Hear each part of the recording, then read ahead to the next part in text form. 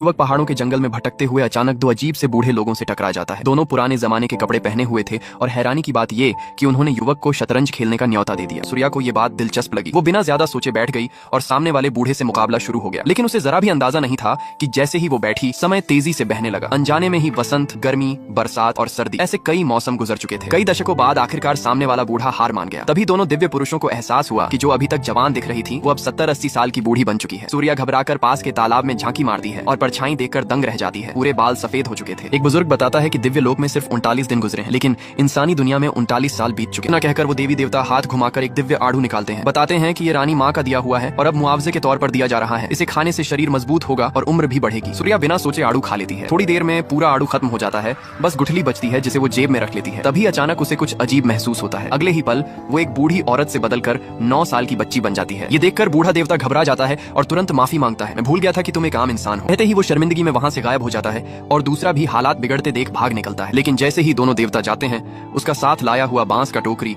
हवा में घुलकर गायब हो जाती है। तब उसे यकीन होता है कि ये सब सच था। वो जल्द ही जंगल छोड़कर शहर की ओर निकल पड़ती है। लेकिन जब महानगर पहुंचती है तो ऊंची इमारतें देखकर सन्न रह जाती है। उसे चिंता सताने लगती है कि उसकी पत्नी और बेटी अब जिंदा भी हैं या नहीं। यादों के सहारे वो अपने पुराने घर पहुंचती है। राहत की बात ये थी कि घर ज्यादा नहीं बदला था। तभी अचानक एक एम्बुलेंस घर के बाहर रुकती है। एक बुजुर्ग महिला को स्ट्रेचर पर उतारा जाता है। उधर बुजुर्ग महिला भी समझ चुकी थी कि उसका समय पूरा हो चुका है। उसे सुकून था कि अब वो अपने पति सूर्या से फिर मिल पाएगी। जब नानी को वापस बंगले में ले जाया जा रहा होता है, सूर्या भी अंदर जाने की कोशिश करती है, लेकिन सिक्योरिटी उसे रोक लेती है। वो बताती है कि वो घर के मालिक की पुरानी दोस्त है, लेकिन गार्ड हंसते हुए कहता है, इतनी छोटी बच्ची और मालिक की दोस्त। अंदर न जाने दिए जाने पर सूर्या मजबूर हो जाती है। पत्नी की हालत देखते हुए उसे लगता है कि समय बहुत कम है। वो एक ही घूंसे में गार्ड को गिरा देती है। दिव्य आड़ू खाने के बाद उसकी ताकत असाधारण हो चुकी थी। चाहे जितने भी गार्ड आ जाएं, कोई उसका सामना नहीं कर पाता।